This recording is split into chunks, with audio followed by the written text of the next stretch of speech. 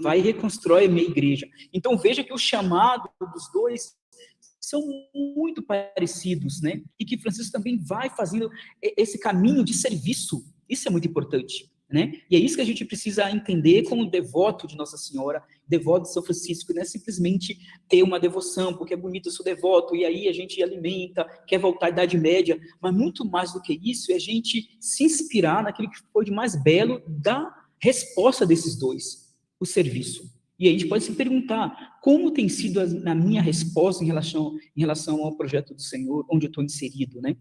Dentro do grupo da Jufra, no grupo de jovens, na minha missão na fraternidade religiosa, ou leiga no mundo do trabalho, dos estudos, seja onde eu estiver.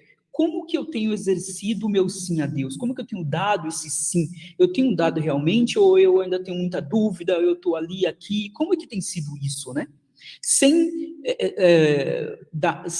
querer ter a pretensão de dar um testemunho horrendo, que é muito comum atualmente, de um rigorismo, de um puritanismo, de alguém perfeito que não existe, mas de alguém que realmente assumiu a vida de Jesus, assumiu a proposta dele, e naturalmente esse odor da beleza do testemunho, ele aparece, porque é tão natural que não precisa a pessoa estar gritando e nem cobrando dos outros, nem exigindo dos outros uma certa vivência, né? Porque o testemunho, ele nasce porque eu acredito, porque eu creio, e ele vai naturalmente chegando no coração dos outros, e não forçando a barra como se o testemunho fosse simplesmente uma aparência plástica, né? E a gente sabe que não é assim.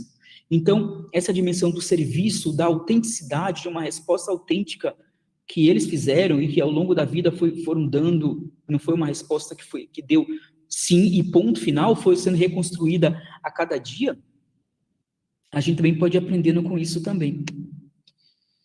E aí, entre os dois, o Espírito Santo age, né? Isso é muito importante. A verdade do Espírito Santo, que ali promove essa resposta. E Francisco acreditava que realmente a ação de Deus estava se fazendo nele ali, né? Ele acredita nisso, por isso ele se deixa levar e ele vai e refaz sua história, refaz seu projeto, não mais de ser grande cavaleiro, né? Porque a gente sabe que ele era da classe burguesa, a classe dos comerciantes naquela época, que não era muito bem vista, porque os nobres que eram ali, aqueles poderosos, já tinham uma raiz de riqueza, de nobreza, né? Então, para se chegar à classe nobre, no mínimo era ser cavaleiro.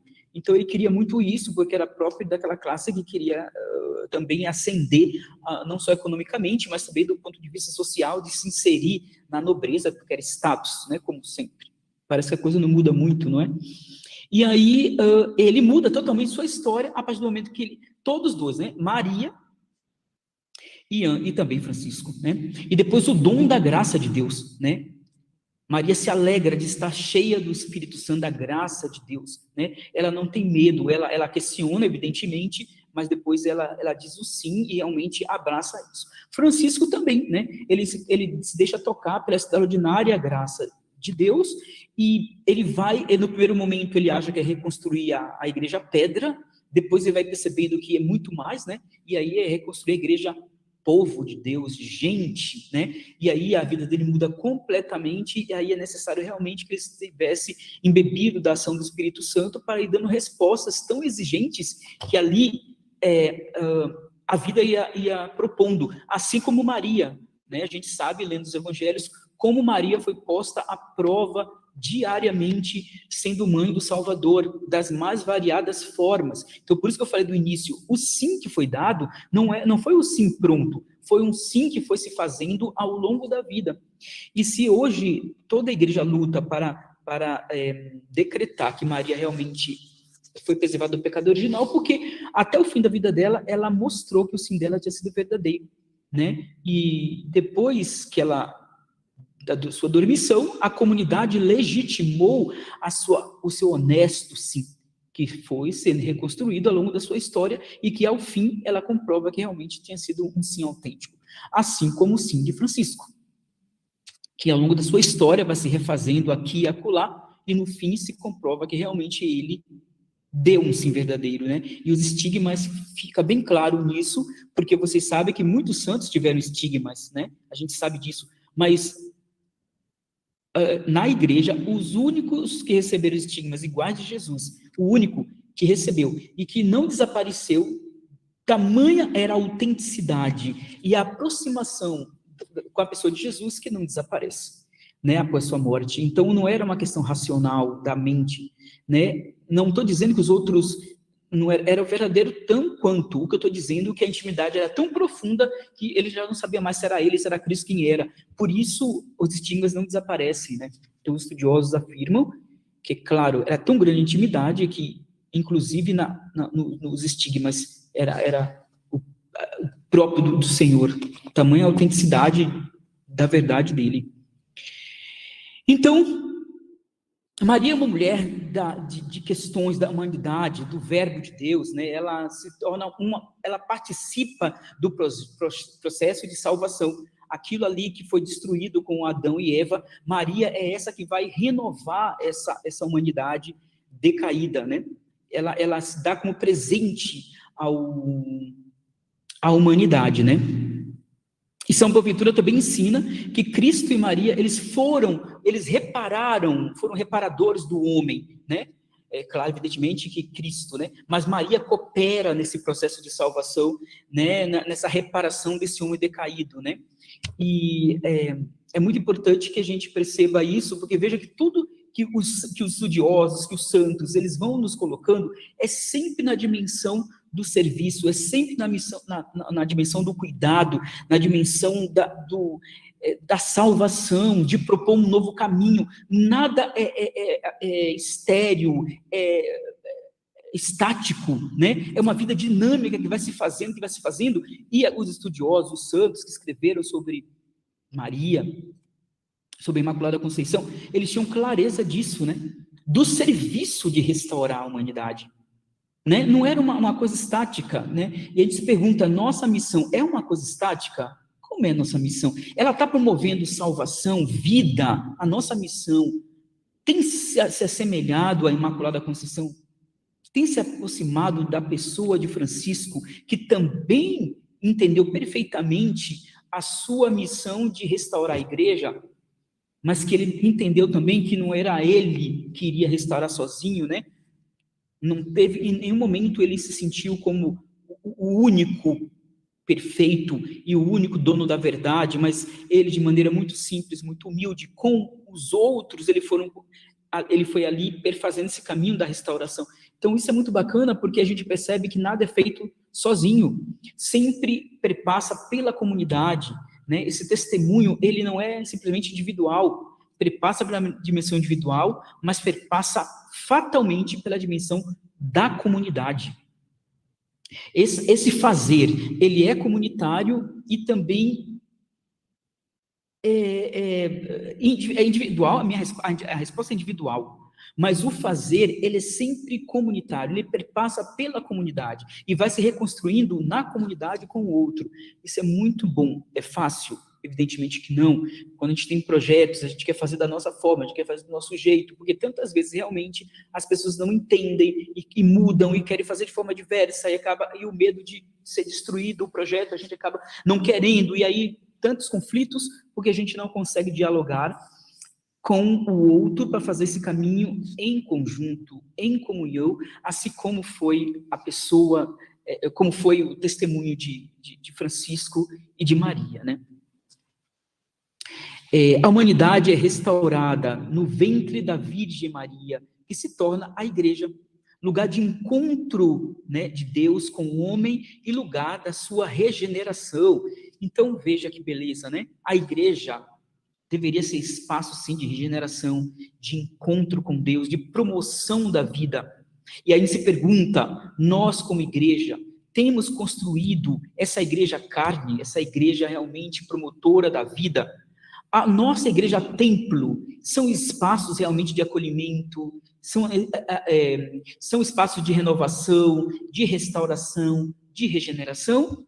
Ou tem sido espaço de julgamento, de condenação, de ódio, de rancor, de competições descabidas e outras coisas mais? Então, são questões que a gente precisa estar refletindo dentro dessa temática tão importante que é falar da Imaculada Conceição na espiritualidade franciscana. Bom, Francisco, ele ouve a voz do Senhor, né? Que diz, Francisco, vai restaurar a sua igreja, como a gente tinha conversado. Jesus o convida a restaurar a igreja, o chama, né? E ele pensa que é uma pedra, mas depois ele percebe que não é isso. Bom, isso aí todo mundo já sabe muito bem disso. Então, esse entendimento de Francisco, o que é importante a gente entender nisso, eu não vou me repetir, é que Francisco estava aberto a um processo de crescimento. Francisco não se sentia, não se permitiu estar pronto, mas ele estava em processo. Por isso ele conseguiu discernir que o caminho dele não era restaurar a terra, né? A igreja pedra, mas era exatamente fazer esse percurso de restauração gente, né? E aí ele foi muito radical quando ele olhou para o leproso e disse, não, eu vou começar por aqui, né? E foi cuidar dos leprosos, que era naquela época excluído, marginalizado, ninguém queria ver, ninguém queria estar junto, ninguém queria estar perto, e ponto final, né? Então veja como a coisa é muito atual. E aí a gente traz para nós um outro questionamento. Como que eu e você tem sido essa igreja realmente que restaura, que acolhe, que ama, principalmente aqueles que estão excluídos, marginalizados, que a sociedade renega, que a sociedade não quer ver, que tem preconceito? Como que a gente lida com essas questões? Né? Como a nossa vida tem se realizado diante dessas exigências que são difíceis, dolorosas, mas que são necessárias? Como que a gente tem feito esse percurso? Porque talvez seja muito mais fácil me fechar. Não, a igreja diz isso, eu sou contra, não sou a favor. Talvez seja mais fácil a gente enveredar por esse caminho. E não compreender que você discutir uma questão, você acolher, você se abrir para pelo menos fazer um processo de diálogo, não significa que você está batendo palmas para tudo que você vê. Mas significa que você se abre pelo menos para entender aquele processo que você não entende, que é doloroso para você até ouvir falar, né? Então, olhar para Francisco e perceber que ele tinha essa abertura, era uma pessoa que estava sempre se permitindo ser moldado pelo Senhor, é um desafio que todos nós precisamos confrontar, porque de verdade não é fácil, né? E certamente Maria também foi a mesma coisa, né? Da mesma maneira. Então, Maria foi gerada ali, Jesus foi gerado dentro de um ventre que era Maria. E aqui, Francisco, ele foi gestado no grembo, no útero da igreja, da virgem igreja, né? Madre igreja. E aí que a gente precisa, e como qualquer gestão, qualquer bebê, né? Ele vai crescendo, até o momento que ele ali é expulso daquele lugar aconchegante que era o ventre da mãe. Né? Nós também. Nós precisamos ter a coragem, como o Papa Francisco sempre insiste, que a gente precisa ter coragem de ir às periferias existenciais. Então, quando eu sou capaz de me abrir e entender que eu não estou pronto, por mais que eu tenha tanto tempo na vida religiosa, tanta experiência, não me permite afirmar que eu estou pronto.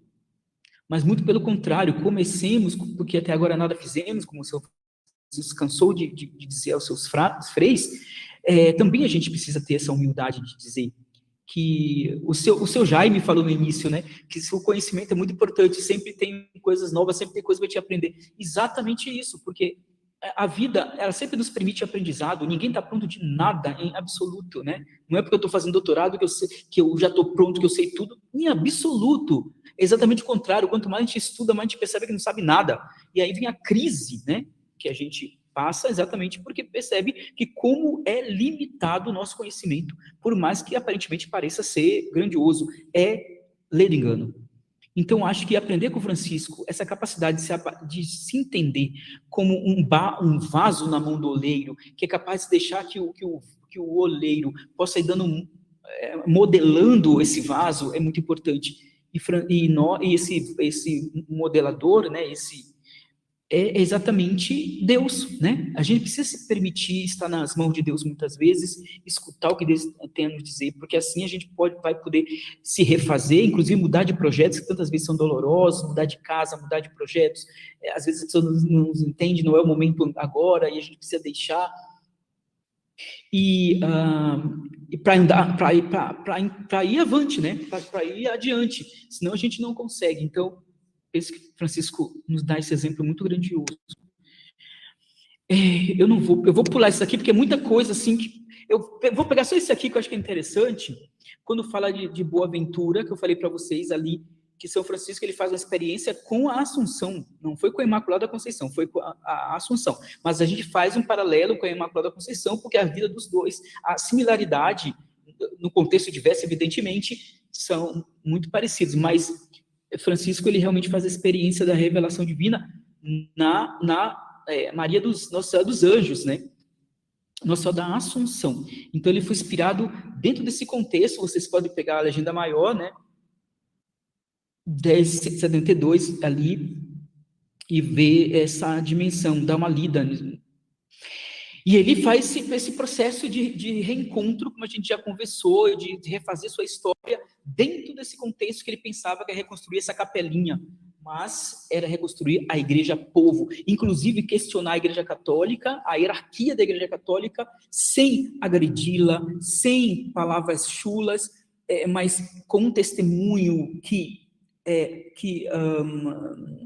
como posso dizer exatamente, o odor daquele testemunho que todas as pessoas sentiam, né, é que a gente precisa aprender com Francisco, a entender que não somos nós que realizamos nada, mas é Deus que se utiliza de nós, num bom sentido, para que a obra dele seja realizada. Francisco, em nenhum momento, ele entrou em contato direto, em briga direta com o Papa, o Bispo, ou os padres mesmo que dessem contra-testemunho, porque naquele período era um período muito tenso de contra-testemunho da igreja oficial, de simonia, disso, daquilo, muito envolvido com dinheiro, relacionamentos sexuais, muita coisa feia acontecendo, de questão de poder, acontecendo naquele período, e Francisco, pelo contrário, dizia, nós devemos respeitar os sacerdotes, porque da mão deles vem o nosso Deus, né? É a partir dele, daquela mão na missa, que vai nos trazer o Senhor.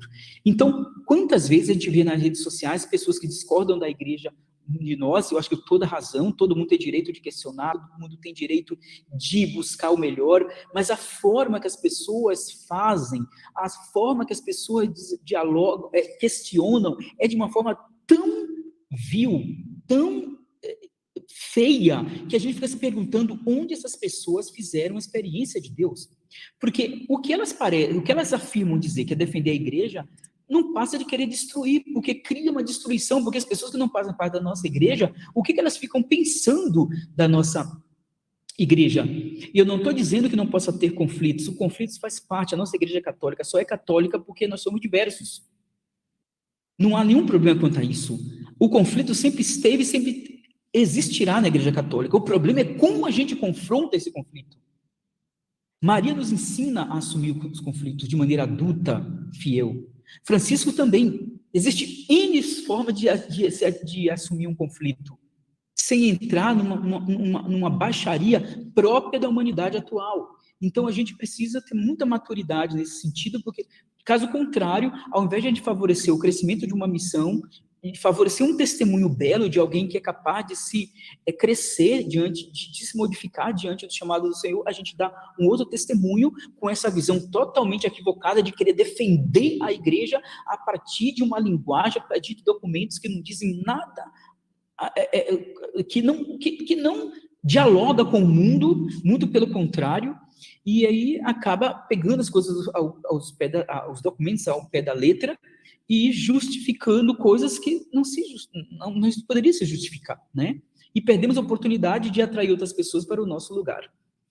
Bom, entrando agora em uma outra etapazinha para a gente terminar e aí escutar um pouquinho vocês também sobre isso tudo, a gente precisa entender que Maria realmente ela é um espaço, é um lugar da revelação de Deus. Eu acho que isso é consenso de todos nós.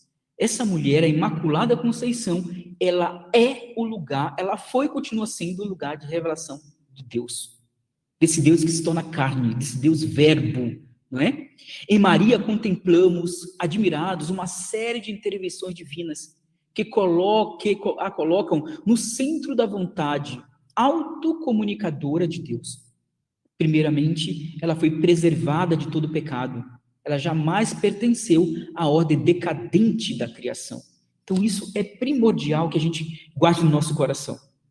E uma outra coisa muito importante que eu acabei de dizer, que no mundo de hoje, por mais que não tenha redes sociais, a comunicação ela é veloz, a comunicação ainda é muito baixa. É muito diferente da comunicação de Maria, de uma autocomunicação e, ao mesmo tempo, um intercâmbio de comunicação. Principalmente aquela do discernimento diante de Deus, né? Então, isso é muito importante, aguçar essa comunicação, porque certamente uma comunicação apurada com Deus, a gente vai conseguir melhorar a nossa comunicação também com os irmãos. Desde a eternidade, Maria foi pensada e querida por Deus para ser receptáculo perfeito do Espírito Santo. Por isso, ela é eternamente imaculada Conceição. Já havíamos falado sobre isso. O Espírito Santo encontra morada permanente e ficará na humanidade para sempre. De Maria se irradia para a igreja, e da igreja para a humanidade inteira. E essa humanidade inteira somos nós agora que devemos continuar irradiando esse odor, essa beleza, que é exatamente tudo aquilo que Deus nos propõe. Cada um na sua especificidade, com os seus dons particulares, mas cada um tentando se capacitar para proporcionar de verdade uma releitura de mundo, um mundo mais dialogado, que a comunicação realmente seja muito mais de crescimento do que de destruição. Então, são tantos elementos que a gente pode ir tirando dessa experiência da Imaculada Conceição dentro da espiritualidade franciscana. Maria, lugar da revelação da mulher, e aí para as mulheres isso é muito importante, porque Maria é uma referência realmente do ser mulher. E aí, indo além, entendendo que esse feminino que Maria traz, não se limita, aí ampliando um pouquinho mais, né, à dimensão da mulher, biologicamente. Mas tudo aquilo que Maria traz dentro dela, como mulher, né, que são características muito próprias, que a espiritualidade franciscana, ela possui. O acolhimento, a sensibilidade, né? Tudo aquilo que a mulher ser detalhada, que Francisco experimentou no cuidado da natureza, com as pequenas coisas. A mulher, ali referenciada em Maria, traz, né? E que é algo que a gente, essa feminilidade, né? Deve ser desenvolvida também nós homens, né? Essa beleza que as mulheres de per se deveria ter, também que não se pode generalizar, evidentemente, mas que são digamos, dons próprios do feminino, né? Mas que também existem dentro dos nós homens.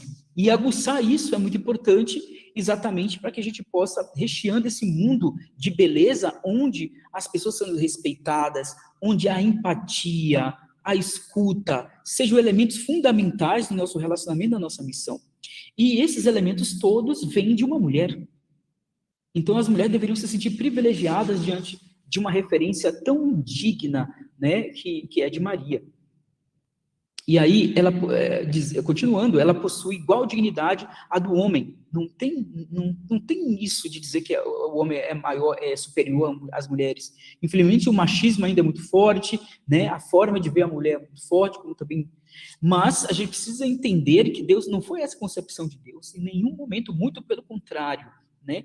Então, nós que pertencemos à espiritualidade franciscana, precisamos nos dar conta disso, mesmo com todo o machismo que foram inseridos dentro de nós, e que muitos de nós temos ainda, porque uma hora para outra a gente se pega com uma atitude machista, né? A gente precisa se dar conta disso, realizar essa autocomunicação, uma comunicação com cada um de nós mesmos, mas ao mesmo tempo essa escuta, essa comunicação com o outro, para saber como que a gente vai superando isso, que de verdade, em pleno século XXI, já não deveria existir, mas parece que cada dia mais cresce em alguns meios. E nós, franciscanos, precisamos discutir, conversar, apoiar as mulheres nesse sentido. Então é muito importante, inclusive quando se fala de feminismo, não ter uma visão preconceituosa que a maioria de nós tem quando se fala de feminismo. Então, a gente precisa conhecer o que significa feminismo, entender que o feminismo, sem entrar nas ideologias, entender que a base disso tudo, o fundamento disso tudo, é realmente discutir, é realmente trazer à tona uma realidade desvalorizada, desrespeitada das mulheres. Então, discutir pautas importantes para as mulheres. Então, isso é importante. Então, não vamos dificultar a luta de muita gente com nossos preconceitos, com a nossa falta de conhecimento, com a nossa ignorância. É muito importante que a gente experimente com Maria, né, essa dignidade de estar ao lado das pessoas sem preconceitos, né, acolhendo, amando, escutando, como Maria viveu, Francisco nos ensinou e continua nos ensinando, e a gente precisa fazer o esforço de aprender. Senão, qual o sentido da gente participar de uma igreja, de um grupo, de um movimento, se a gente não é capaz de se colocar em movimento, está estático ali, como se fosse uma pedra, né? Mesmo as pedras, elas se modificam, mesmo que lentamente, né? Mas se modificam. Maria não se comportou passivamente diante da iniciativa de Deus. Ela agiu dentro da especificidade própria da mulher. E é aqui que Maria ganha uma relevância universal. Não está só na história da salvação, junto a ela está toda a humanidade feminina. Maria prolonga toda a grandeza, profundidade, capacidade de escuta e acolhida, de entrega, de doação, que as mulheres vivem sob a força do Espírito Santo. E dentro desse contexto, Francisco fez todo o esforço também de não ser uma pessoa passiva diante do chamado de Deus, das iniciativas do Senhor. Ele ia de forma muito atenta, entendendo, acolhendo as situações, mesmo que fossem dolorosas. Lembrem-se vocês que quando antes de Francisco morrer, a ordem já estava aquela confusão, né? Alguns queriam ficar no convento porque a ordem tinha crescido demais, muita gente, muito frei. Então, alguns gerais achavam que deveriam ter outros conventos grandes para poder acolher esses frades, ter etapas de formação. E Francisco não era isso que ele tinha pensado. Então, não pensem vocês que tenha sido uma coisa fácil para ele, mas em um momento ele entrou em guerra com os gerais sobre isso. Ele se permitiu deixar, né? Ele se permitiu escutar, mesmo com toda a dor. Então, o que nós estamos fazendo, né, para prolongar toda essa experiência magnífica da nossa espiritualidade e que tantas vezes a gente fica mendigando a espiritualidade de outros, né? Já vi tanta gente franciscano que tá no grupo tal, porque não consegue, dizem que não consegue se encontrar e se preencher dentro da nossa espiritualidade. Realmente falta uma experiência mais profunda no nosso carisma, porque é de uma riqueza imensurável, né? Então, porém, é preciso ter uma sensibilidade também de ler os textos, de se deleitar nos textos, de saber o que está por trás de cada palavra, e não ficar preso simplesmente num papel ou de um ritual que não fala muito, né?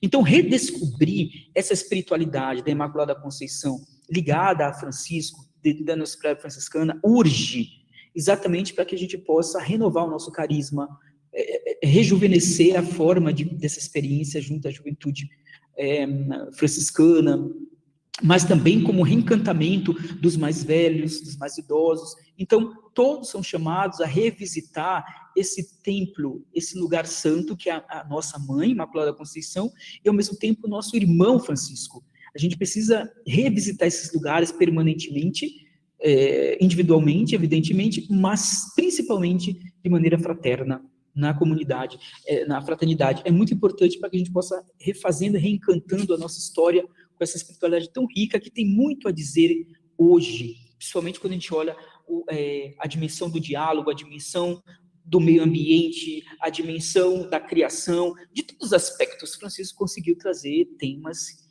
tão caros que a gente precisa resgatar e de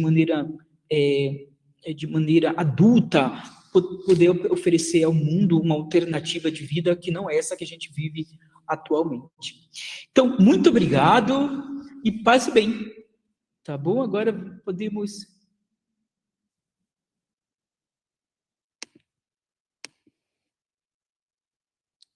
Vocês querem perguntar alguma coisa? Complementar?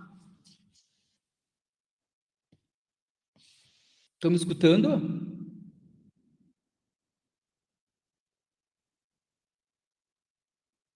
Alô? O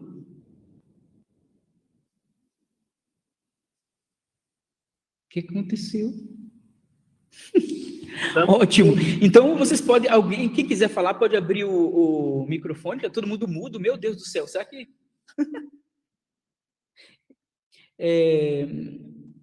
Vocês querem perguntar alguma coisa, complementar? Eu acho que é bem bacana. Nosso tempo já está quase acabando, né? Irmã Joyce, quanto tempo! Aí, uma alegria ver o senhor, viu? Que alegria também! É Tudo bem? mesmo. Lembra da nossa missão lá em Recife? Salgadinho. Claro! Quase 20 anos, né? Quase 20 anos. Nossa Senhora, quase 20 anos. Meu Deus, o tempo passa eu rápido. escutei sua apresentação, né? Eu cheguei um pouquinho atrasada, mas colocado muito bem. O que o senhor falou no início não, na metade, quando eu cheguei, talvez nós estamos colocando alguma vez, nós, né, os cristãos, a piedade popular, algumas vezes, muito a Nossa Senhora ao lugar de Jesus, né, fora da sua localização. Então, por isso que os nossos irmãos de outras igrejas, alguma vez, quando nos critica, porque tem um pouquinho de culpa, nós sabemos que, né, é o seu lugar onde é, mas não o povo todo não entende sempre, né? Então, claro que a gente tinha antigamente o tempo antes do concílio, né, quando não tinha a língua latina, quando não era assim na mão de todos, não tinha o entendimento, então o rosário era uma forma de rezar, né? Até durante a oração missa, principal. A oração principal era até durante a missa, até eu tocar o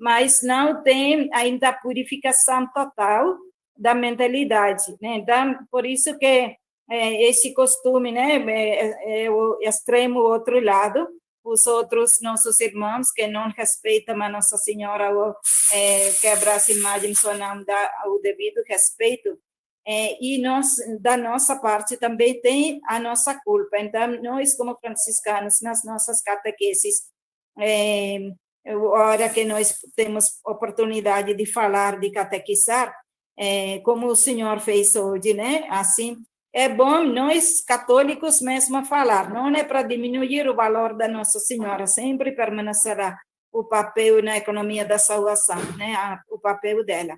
Mas cada coisa colocar no seu lugar e ensinar aos poucos, né? Nas nossas catequeses, evangelizações, porque agora, aqui no Brasil, eu percebo muito, tem esse grupo, não sei se até alguém aqui no grupo, né? Com véu, com corrente, com estas piedades todas. Aí tem pessoas que até durante a missa, estas correntes ficam rezando o terço e diminuindo o valor, né, da Eucaristia. Então, valeu a pena destacar esse aspecto, e espero que nós vamos, né, aos poucos, nos purificando esse conceito. Isso, porque o que você está trazendo é muito importante, porque Maria tem uma riqueza muito grande dentro do espaço dela e que a gente não tem explorado, não é? Porque a gente fica muito no aspecto devocional, que é muito importante. Veja bem, o que é devoção? É uma forma que eu encontro, que é uma forma que não é coletiva, a devoção é muito individual, né? Que eu tenho, que me ajuda a me encontrar com Deus, me ajuda a me aproximar de Deus. Eu não posso ficar preso na devoção e achar que isso é tudo. Não é. A devoção me ajuda a chegar a Deus. O que está acontecendo, o que a irmã está colocando, e eu concordo que a gente está parando na devoção. E essa devoção não está indo, né? Aquilo que eu falava, Maria, ela foi em movimento o tempo todo. Ela se colocou no primeiro momento como serviço, não foi uma mulher estática, ela foi dinâmica. E a devoção, o que está acontecendo com a imagem de Maria, ela está se tornando uma imagem estática de altar. Mas a pessoa de Maria não está sendo capaz de movimentar, de transformar, de mudar. Ora, por que eu estou dizendo isso? O país que é tido ainda como o maior país católico, qual a experiência que os católicos têm feito de Maria, a ponto disso tudo estar acontecendo no Brasil e está tudo normal, né? Tantos escândalos, mas a gente não percebe posicionamentos dos católicos de maneira adulta, de maneira séria, de maneira, né? Então, alguma coisa está fora de eixo. Então, a gente precisa beber da fonte de Maria. Ela tem muita coisa para nos oferecer. E ampliar essa visão devocional, né? Não permitir que Maria se cristalize, né? Petrifique, mas que ela possa ser moldada em nós a cada dia, não é?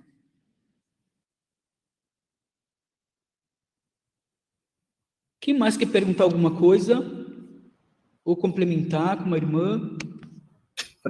Frei, eu tenho só uma colocação breve, né? Se você puder também somar com ela, tem uma perspectiva que eu acho muito interessante dentro dessa experiência com Maria, que quando a gente percebe, né, Maria enquanto esse instrumento de Deus na história da salvação, eu acho muito interessante a analogia teológica do encontro de Maria com Isabel, né? Primeiro, Maria que se declara como serva do Senhor, é o primeiro título de Nossa Senhora, e é ela mesmo que se declama, né? Se autodeclara como serva do Senhor, como a irmã Joyce falou, dessa questão do serviço.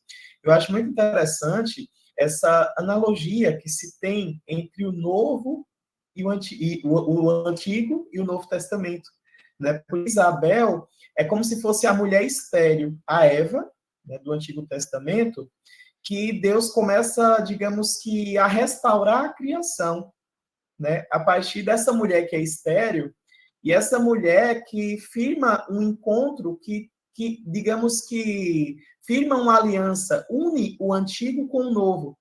Então, Isabel, a antiga mulher, né, da antiga aliança, Maria, a nova Eva, da nova aliança.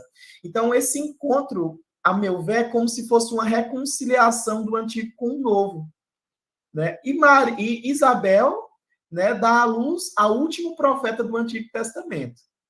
Maria, ela dá à luz ao primeiro profeta do Antigo Testamento, do Novo Testamento. E eu ainda tomo a ousadia de dizer que Maria é a primeira profetisa, né, do Novo Testamento. Porque o Magníficat é um canto profético, né?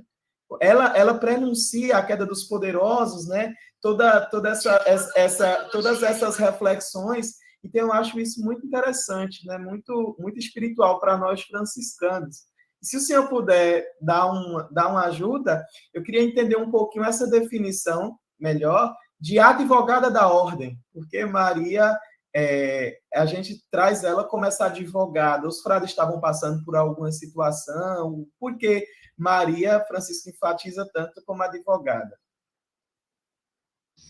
Ora, é exatamente, como eu falei para você, eu não sou especialista, eu vou falar a partir do que eu conheço, o que eu estudei, né? A partir, inclusive, do que eu falei hoje. A perspectiva de Francisco, como a gente fez a comparação, foi muito parecida com a de Maria, desde o chamado, né, até o desenvolvimento da própria missão que ele tinha ali. Ora, o advogado é aquele que vai aconselhar, que vai acompanhar uma pessoa, seja ela um réu ou alguém que tem um processo, alguma coisa, o advogado tem essa missão. Então, advogado da ordem, exatamente porque ela é aquela que vai orientar, que vai ali determinando o percurso, vai aconselhando, digamos assim, os frades diante de demandas que vão surgindo ali, exatamente a partir do diálogo, da escuta, do acolhimento, dessa coisa que você fala, por exemplo, quando Maria vai visitar Isabel, dessa capacidade de se deixar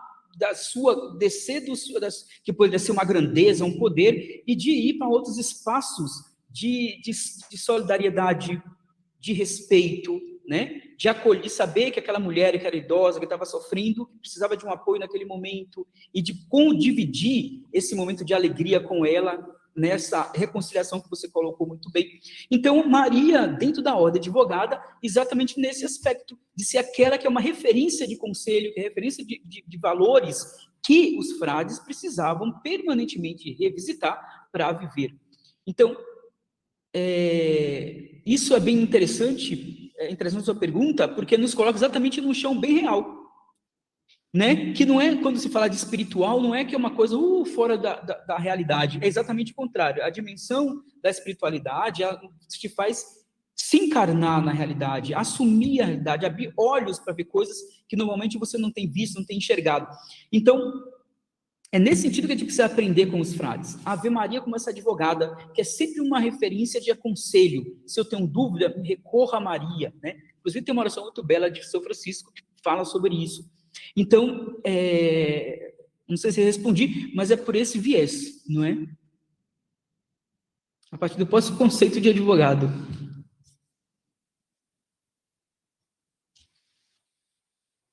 Outro, Lion, Matheus, Fabiana, querem complementar alguma coisa?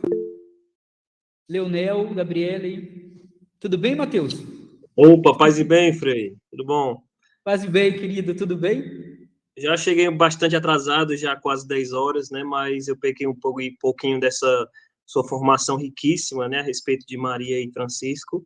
Só para reiterar, complementar um pouco, né? Achei muito interessante a parte que o senhor coloca, né?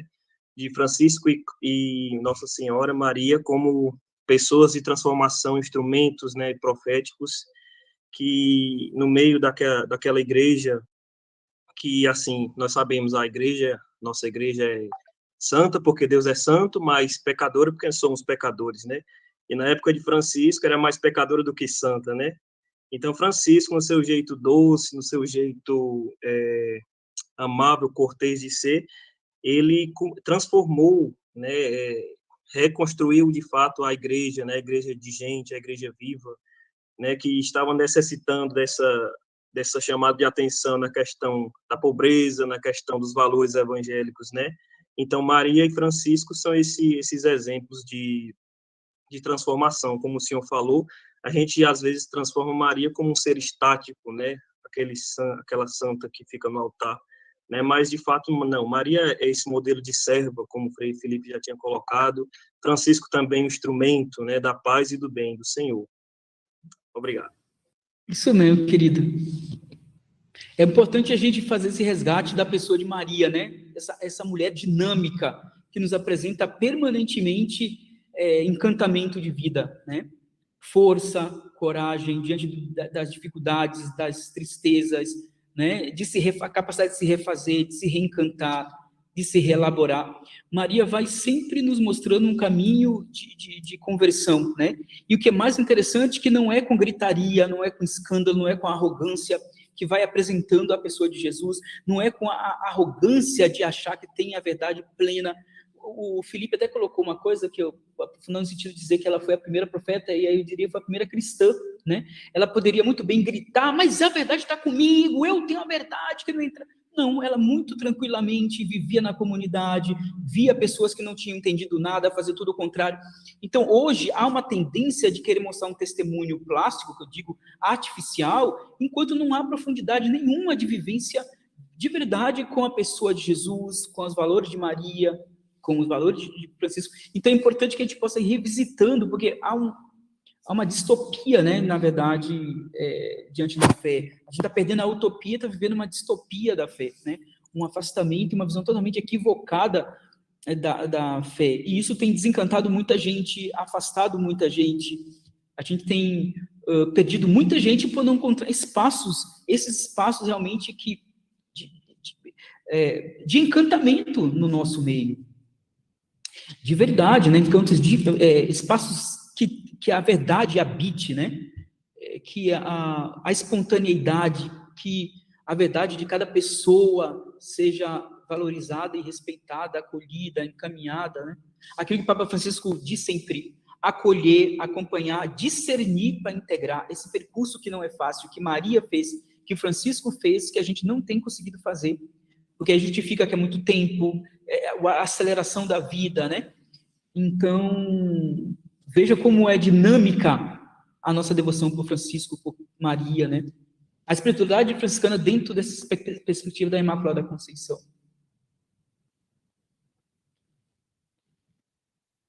Gente, o tempo está passando, está acabando já, né?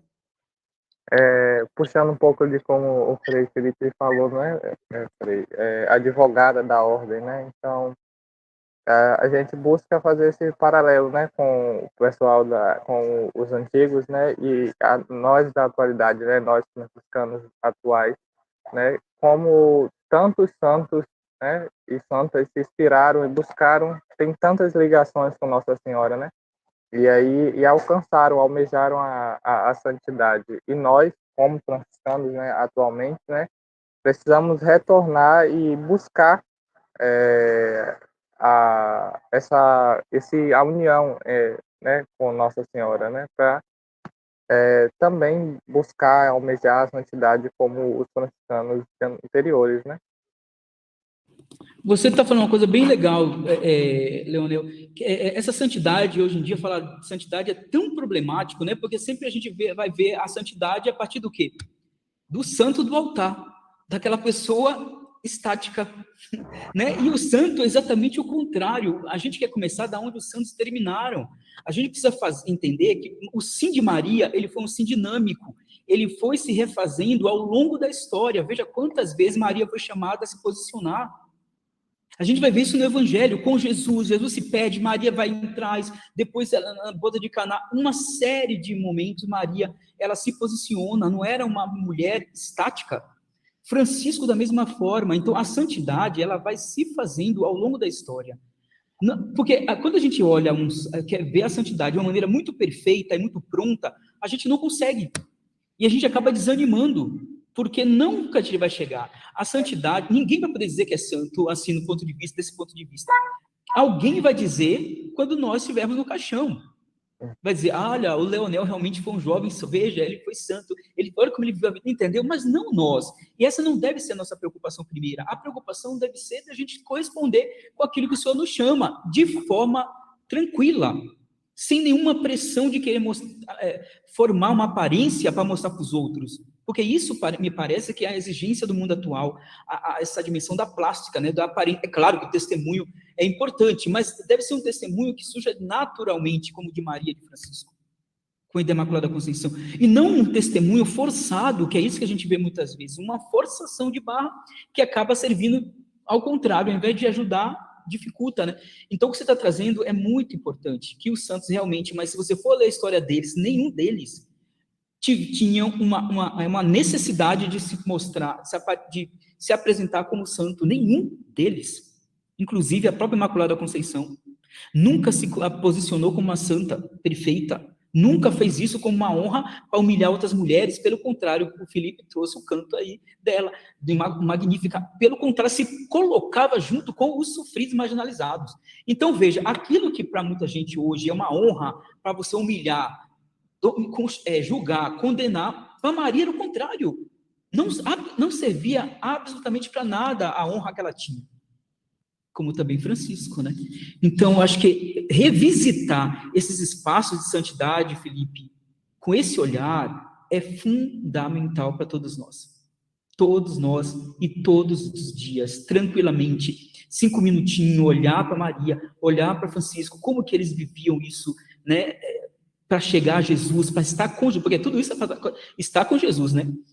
Eu acho que isso ajuda muito a gente estar no colégio, na faculdade, no trabalho, na nossa missão, vai nos ajudando nesse reencantamento. Obrigado pela intervenção. Irmã Cecília, tudo bem? A senhora lembra de mim, né? Lembro Deus. Uma coisa, se posso falar, desculpe o meu português. Mas que isso? Não, que acho que, concernente aquele que falou, irmã Joyce também, não? Para evitar esse risco de fazer de Maria uma deusa, como você falou, acho que é muito franciscano ver como a sua a relação também de Francisco, que coloca sempre a Virgem com Jesus Cristo, não? Temos que viver a pobreza que viveu Cristo e sua mãe, a Virgem Maria. Sempre, Cristo e a Virgem Maria. E acho que é aquilo que ela mesma fala em Cana, não? Fazeis aqueles que ele vai dizer. no sentido que ela dirige sempre o olhar, Francisco dirige o olhar à Virgem, na medida como fala na saudação, não? Como templo, como tabernáculo, como casa, morada de Deus, não? Então, é intermediária, mas para chegar a Jesus Cristo. E também, quando falamos do terço, os mistérios que contemplamos são os mistérios da vida de Cristo, onde Maria participou. Então, acho que é um olhar muito franciscano, mas coloca Maria no seu lugar certo, como criatura que já, como na Assunção, ela já está vivendo o que nós todos, como criaturas, como homens, somos chamados a devenir, mas nós estamos ainda no caminho, Maria já chegou. Mas, nesse sentido, acho que é um olhar muito franciscano e evita deriva, esses equívocos, né? Que são demais, que coloca Maria como se a adoração é a Virgem Maria e não a Deus. Só isso. Ah, ótimo, irmã, muito obrigado. É exatamente isso, eu gostei muito do que a senhora falou, né, que todos eles se voltavam para Cristo, tudo que Maria fazia tudo que eles vos disser, né, Francisco também sempre se remetia, fazia ali de Maria, mas era para chegar a Cristo, não era uma questão, um fim em si próprio, né, então eu acho que essa caminhada que se faz com os olhos dirigidos sempre a Cristo, como a senhora colocou, isso é perfeito. Né? Porque o meu encontro devocional com Maria é para eu chegar a Cristo, né? Como a senhora colocou, no terço. Como que contemplando os mistérios do terço, aquela contemplação, Maria me ajuda a olhar para Cristo, ela está me ajudando, ela está caminhando comigo nos mistérios e chega em Cristo, né? Quando eu ali contemplo, como que isso está me ajudando na minha vida, na minha missão, né? Em que contemplar a vida de Jesus tem me ajudado a melhorar a minha vida na missionária, né? Que está se perdendo um pouco. As pessoas estão só rezando, muitos nem contemplam mais os mistérios. Então, a irmã está trazendo uma outra dimensão já que é muito importante, que foi sempre o olhar de Maria e de Jesus, que não se perderam diante de outros olhares, de outros objetivos, mas é sempre o foco na pessoa de Jesus. E, agora, concretamente, como é que é a nossa relação com o terço? Maria, a gente tem aprendido a contemplar os mistérios com o terço? Tem visitado esse Senhor com Maria, né? Então, como Francisco fez também. Então, é um outro chamado. Veja como a nossa espiritualidade é rica. Cada um de vocês fala um ponto que dá para a gente cultivar, alimentar, apresentar para as pessoas de maneira muito tranquila, né? Sem nenhuma agressão, sem nenhuma imposição. Mas é tão límpido isso, né? Então, a dimensão da santidade, a dimensão desse dirigir os olhos a Cristo, a dimensão do serviço, tudo isso, veja, tudo isso é muito humano, é muito dinâmico e transformador. Porque nos transforma e certamente transformará o outro também, não é? Então, como é lindo a gente poder visitar a nossa espiritualidade.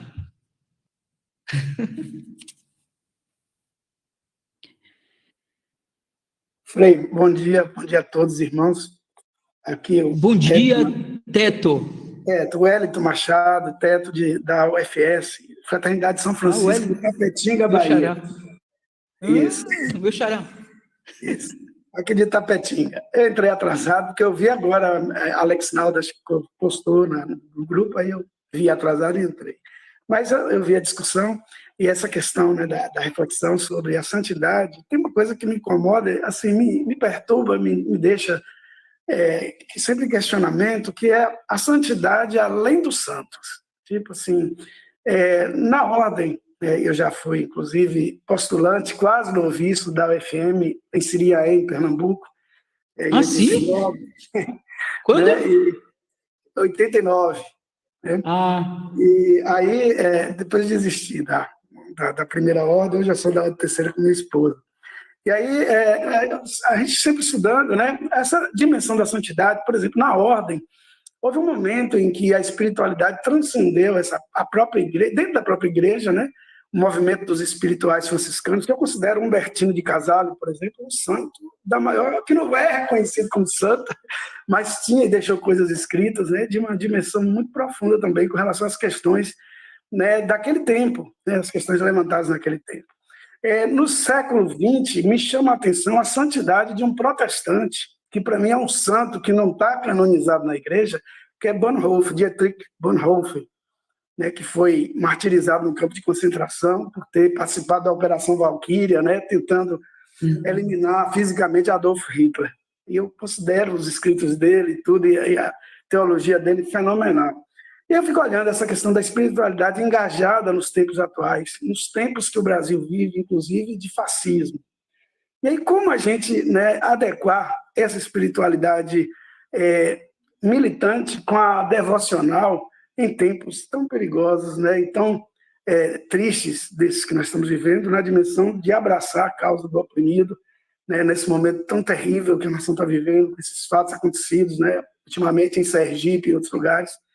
Como a gente dimensionar esse tipo de espiritualidade militante, engajado na transformação, sem, né, perder o ponto de vista do franciscanismo e essa paz inquieta que sempre está com a gente, né? Você é uma constatação ou uma pergunta? Uma pergunta, é uma coisa que me incomoda, assim, como, né, partir para... Não, realmente eu tenho é uma coisa que também me incomoda muito. Não, para mim também, Wellington, né? Eu também não tenho respostas. Não tenho, de verdade não tenho, porque eu entendo sua angústia, porque eu também passo por isso, porque é como se, por um lado, se você não fala nada, você se omite e você instrumentaliza a igreja para manipular, para poder usar as pessoas, para calar as pessoas, amordaçar as pessoas. Por outro lado, se você fala, você tem um risco de cair naquilo que as pessoas falam,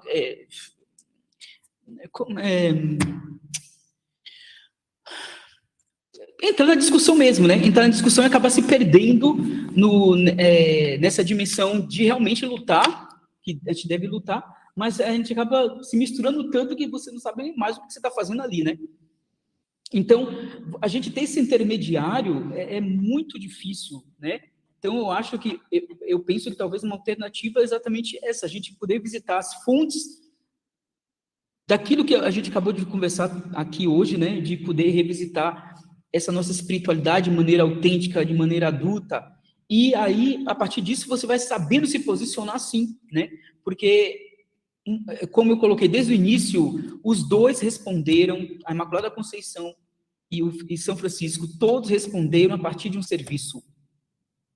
No primeiro momento não entenderam, depois entenderam qual era o serviço, era um serviço muito concreto. Então, não tem como a gente achar que, pelo ser franciscano, a omissão é o caminho. Ou ficar em cima do muro é um caminho, porque não é. Realmente é posicionamento. Agora, esse posicionamento a gente tem que saber como vai ser feito, mas é preciso ser feito. Caso contrário, a gente não está sendo fiel à nossa espiritualidade, porque a gente viu que todos eles fizeram escolhas concretas, não foram escolhas omissas. O próprio São Francisco questionou profundamente a Igreja Católica e ela se transformou pelo questionamento dele, porque ele se posicionou com a dimensão da pobreza, ele viveu a pobreza, né? Então, como que a gente vai hoje questionar esse sistema? Como que a gente vai aí fazer essa discussão, né? O que nós franciscanos estamos oferecendo como alternativa de sistema? Porque às vezes a gente discute isso, mas também a gente faz toda a discussão dentro do sistema capitalista. Então, o Papa Francisco nos propôs, com a Laudato Si, uma grande reflexão, com a possibilidade de ter um novo sistema, mas nós, franciscanos, estamos perdendo a oportunidade, por exemplo, de propor isso, né? Porque, por exemplo, quem vota num partido, digamos claramente, né, que agora só tem Lula e Bolsonaro do Brasil, quem vota em Lula, é óbvio que a maioria das pessoas não vão votar dando carta branca para Lula. Porque a gente sabe que dentro do sistema capitalista é um sistema muito tenso, muito complicado ele poder realmente sanar todas as feridas que o Brasil tem, né? Então, é preciso a gente entender que é preciso um outro tipo de sistema realmente onde todos sejam incluídos, né? Porque o nosso sistema, por mais que haja esforço, nunca vai poder acolher a maioria, sempre vai ter gente marginalizada. Então, aprofundar nossas discussões, se inteirar, conhecer, ler, é muito importante para que a gente possa também se posicionar de maneira franciscana, né? É uma das propostas. Mas, em absoluto, a omissão não é o caminho. Não sei se eu respondi, querido, porque eu também não tenho essa resposta, eu também me angustio. Isso é uma reflexão, você respondeu sim, Frei, respondeu, obrigado. É uma reflexão que a gente precisa fazer todos os dias, né? Eu, particularmente, aqui em Roma, eu tenho sempre lives, né? Agora, por exemplo, eu já estou tendo que sair 4h sem 1, por exemplo, eu vou conversar com um padre, que ele fez uma discussão bem bacana, né? O Moésio, ele vai falar, por exemplo, comigo, a gente vai falar sobre várias coisas, o tema é memória.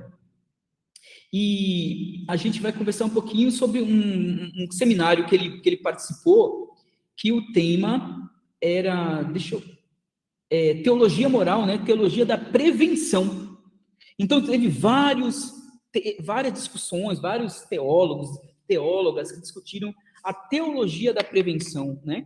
Então, isso é legal, a gente fomentar, né, as possibilidades que a gente tem para fazer as outras pessoas refletirem, pensarem, né? Eu acho que isso é muito importante, é fundamental. São caminhos que a gente tem. Eu estou falando aqui de Roma, né? Então, o meio que eu encontrei foi esse, de dar uma resposta. E a gente fica muito feliz por essa sua colaboração, por também ter nos dado esse espaço para as ressonâncias, né? Já estamos chegando no finalzinho da nossa formação às 11 horas, né? Que termina agora às 11. Então, se eu teria alguma coisa ainda a acrescentar, trazer, a gente pode... Não, em absoluto. Se vocês... Eu até falei no início, se alguém quisesse depois, porque às vezes você conhece pessoas separadas, divorciadas, ou que não sabe, não entende o que é o processo de declaração de nulidade. A minha especialização é essa, né? E o meu doutorado é nesse campo do acolhimento dessas pessoas e trabalhar isso. Então, me fala que a gente vai se organizando também para fazer um outro momento com essas pessoas que têm interesse, para a gente conversar, tá bom? Maravilha, Frei. Frei está se colocando à disposição Obrigado pelo... Você está se colocando à disposição da fraternidade, então, com certeza, vamos procurar momentos, né, de partilha e de formação nesse sentido. Pode falar, eu interrompi o senhor. Então, eu queria agradecer a vocês também pela confiança, foi um prazer, tá bom? Pena que não dá para a gente, né, online sempre é uma coisa meio... Mas espero que tenha colaborado com vocês para alguma coisa e a gente se encontra em breve, com fé em Deus, tá bom? Então, um abraço de paz e bem em todo mundo. Então, agora eu vou deixar vocês, porque realmente eu tenho uma live agora com as 4, faltam 7 minutos, que aqui são 5 horas de diferença, né? E é isso, muito obrigado, tá bom, gente? Um abraço no coração, todos vocês. Obrigado, Felipe. Dá um abraço nos três, tá bom? Obrigado, Frei. A gente agora, rapidinho, só vai ter um breve momento de avisos, bem rapidinho mesmo, né? E a gente destaca a irmã Aparecida Góes, franciscana de Sagrado Coração, né? Que está aqui acompanhando, de Caruaru, ela é de Salvador, né? Já foi secretária da CFFB, contribuiu muito, né? E está aqui conosco, né? Somando, né, forças no nosso regional. E também o Kevin, que é aspirante, colocou, né, sobre esse encontro de Maria com Isabel, né, essa forma de se tornar menor. Então, com vocês agora, brevemente, o nosso, digamos que o nosso responsável, né, irmão menor do regional, né, Bahia e Sergipe, Alex Naldo, que mora em São Cristóvão, né, Alex Naldo, ele vai se apresentar com maior propriedade, e ele vai falar uma convocatória, um convite, né, para vocês irem rezando aí no coração. Então, com a palavra, né, Alex Naldo, está aí no trabalho, de plantão no hospital, mas está nessa sintonia fraterna e de comunhão com a família franciscana. É isso aí, paz e bem a todos vocês. Quero agradecer ao Frei, né, com este tema muito aproveitoso. Eu aqui no plantão, aqui na recepção, movimento aqui, mas fui pegando algumas coisas muito bem. Deus abençoe. Amém, querido.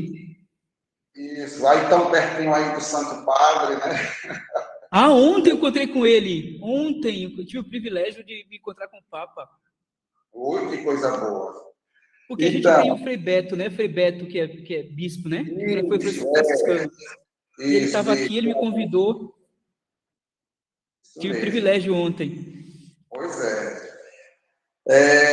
Meus irmãos e minhas irmãs, é o seguinte, nós estamos, né, nesta coordenação do Regional País Sergipe desde 2016, né, do aquele último encontro aqui em São Cristóvão, que celebramos o perdão dia 6.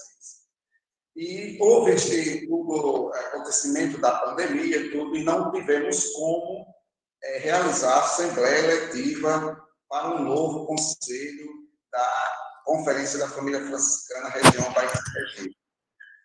E então, estamos previstos para realizar esta Assembleia em duas datas aqui ainda para escolha. Foi colocada para a irmã Rosa, que é responsável da região Nordeste aqui, da conferência. Então, entre as datas do final de agosto, né, de 26 a 28 de agosto, ou o início, ou nos meados de setembro, de 16 a 18 de setembro. Então, só para dar assim, um alerta para que vocês, durante esses 2 meses, que é agosto e setembro, nessas datas, para não haver outro compromisso. Aí nós vamos dar a data definida, uma ou outra. Estou aguardando a irmã ver lá a agenda dela, porque tem que ter a presença de alguém de lado nacional. Ok? Será realizado aí em Salvador, estamos também organizando já o local.